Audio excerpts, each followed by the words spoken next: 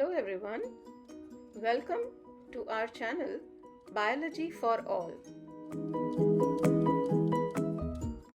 In this video, I'm going to talk about the structure of the brain. Brain is a part of the central nervous system that is located inside the skull.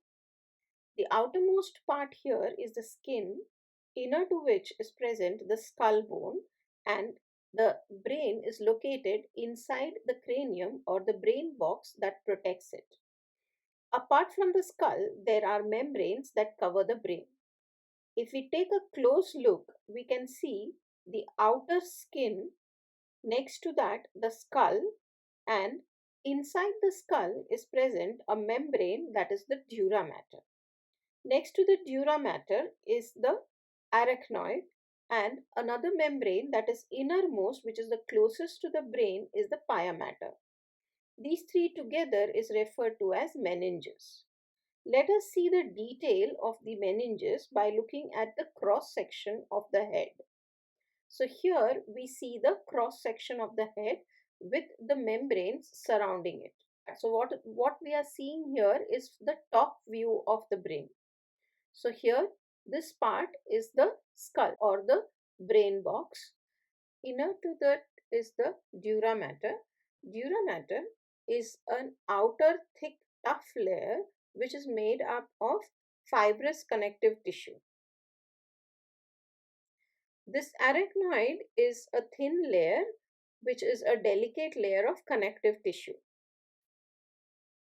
Inside the dura mater is the subdural space. So the subdural space is between the dura mater and the inner membrane, that is the arachnoid.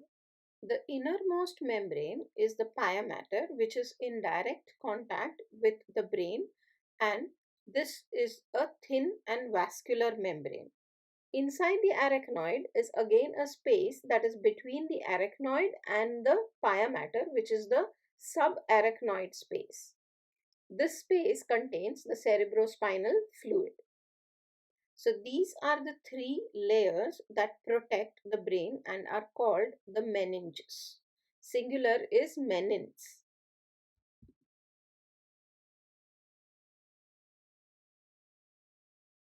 Let us now have a look at the external structure of the brain. So here I am drawing the external structure.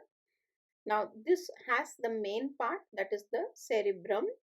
Below that is a smaller part which is the cerebellum, and a tube that extends down forming the pons varolai and the medulla oblongata, which then extends to form the spinal cord.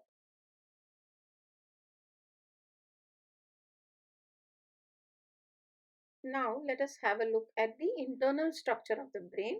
So here I am drawing the internal structure, and next we'll start the labeling parts of it. So the largest part of the brain is the cerebrum, which is this part that can be seen here, that is the cerebrum. The cerebrum has two lobes which are connected by a structure that is the corpus callosum. So this structure here in green is the corpus callosum. The oval shaped structure here is the thalamus, and at the base of the thalamus is located the hypothalamus. The hypothalamus and the thalamus together forms the diencephalon of the brain. Now below the cerebrum, or at the base of the cerebrum towards the dorsal side, is the cerebellum, and towards the ventral side of the cerebellum is located the pons varolai and the medulla oblongata, which are two prominent swellings that can be seen there.